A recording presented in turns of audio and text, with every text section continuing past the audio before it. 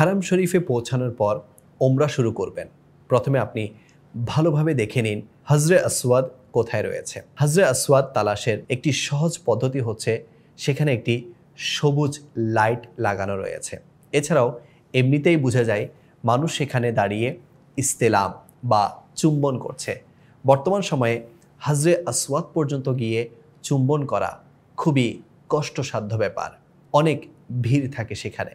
এজন্য দূর থেকে হজরে আসওয়াদ বরাবর দাঁড়িয়ে প্রথমে আপনি তাওয়াফের নিয়ত করবেন, অতঃপর ইজতেবা করবেন, অর্থাৎ চাদরকে ডান হাতের বগলের নিচ দিয়ে এমনভাবে বের করে বাম কাঁধের উপর এভাবে রাখবেন যেন ডান কাঁধ খোলা থাকে। এরপর কান ও চেহারা বরাবর হাত উঠিয়ে বিসমিল্লাহি ওয়ালহামদুলিল্লাহ ওয়াল্লাহু আকবার ওয়াসসালাতু ওয়াসসালামু আলা রাসূলিল্লাহ পাঠ করে নিজ হাতে হজরে আসওয়াদ বরাবর উত্তোলন করে চুম্বন করবেন। এরপর কিছুটা ডান দিকে গিয়ে ঘুরে দাঁড়াবেন। এ সময় আপনার বাম হাতের দিকে কাবা থাকবে এবং আপনি তাওয়াফ শুরু করবেন। মনে রাখবেন, আপনি প্রথম যে 3 চক্কর দিবেন সেখানে আপনি রমল করবেন, অর্থাৎ খুব দ্রুত ছোট ছোট পা ফেলে গর্দান ঝাঁকিয়ে চলবেন, যেভাবে শক্তিশালী ও বাহাদুর লোকেরা চলে। যেখানে যেখানে ভিড় খুব বেশি হয় আর রমলের মধ্যে নিজের কিংবা অন্য লোকের কষ্ট হবে বলে যদি মনে হয়, তাহলে সেই সময় পর্যন্ত রমল করবেন না। মোট 7 বার চক্কর দিতে হবে। প্রতিবার যখন আপনি হজরে আসওয়াদ পর্যন্ত পৌঁছবেন তখন ইস্তেলাম করবেন। এভাবে আপনার 7 চক্কর এবং 8টি ইস্তেলাম হয়ে যাবে। তাওয়াফের চক্কর মনে রাখার জন্য সঙ্গে তসবিহ রাখতে পারেন। তাওয়াফ শেষে আপনি আপনার ডান কাঁধ ঢেকে নেবেন। অতঃপর যদি মাকরুহ সময় না হয় তাহলে 2 রাকাত নফল নামাজ আদায় করে নেবেন। তবে উত্তম হবে এটাই যে মাকামে ইব্রাহিমের নিকটে পড়বেন। আর যদি সেখানে জায়গা পাওয়া না যায় সেক্ষেত্রে আপনি মসজিদে হারামের যেখানে জায়গা পাবেন পড়ে নেবেন।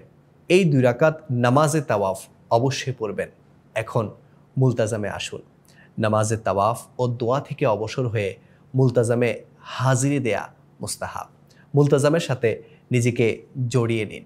কাবার দরজা এবং হজরে আসওয়াদের মধ্যবর্তী স্থানকে মুলতাজাম বলা হয়। এর মধ্যে কাবার দরজা অন্তর্ভুক্ত নয়। আপনি দূর থেকে মুলতাজামের দিকে মুখ করে দোয়া করে নিন। তবে সবসময় মনে রাখবেন, কাউকে ধাক্কা দিয়ে বা কষ্ট না দিয়ে যদি মুলতাজামের নিকট গিয়ে নিজেকে জড়িয়ে নিতে পারেন তাহলে নেবেন, অন্যথায় দূর থেকেই দোয়া করে নেবেন। তাওয়াফ এবং মুলতাজামে পঠিত সকল দোয়া রফিকুল হারামাইন নামক কিতাবে রয়েছে। আপনি কিতাবটি সঙ্গে রাখলে অনেক উপকৃত হবেন। অতঃপর আপনি জমজমের নিকট আসুন। পূর্বে যুগে তো কূপ ছিল, কিন্তু বর্তমানে বরকতময় জমজমের পানির কুলারের ব্যবস্থা রয়েছে। আপনি সেখানে চলে আসুন এবং কিবলামুখী হয়ে দাঁড়িয়ে দাঁড়িয়ে 3 নিঃশ্বাসে খুব পেট ভরে আবে জমজম পান করুন। নবী করিম সাল্লাল্লাহু আলাইহি ওয়াসাল্লাম ইরশাদ করেন, আমাদের এবং মুনাফিকদের মধ্যে পার্থক্য এটাই যে তারা জমজমের পানি পেট ভরে পান করে না। প্রতিবারে বিসমিল্লাহ বলে শুরু করুন এবং পান করার পর আলহামদুলিল্লাহ বলুন। পান করার সময় কাবা শরীফের দিকে দৃষ্টি তুলে দেখুন, কিন্তু সতর্ক থাকবেন যাতে পানির ফোঁটা মাটিতে না পড়ে।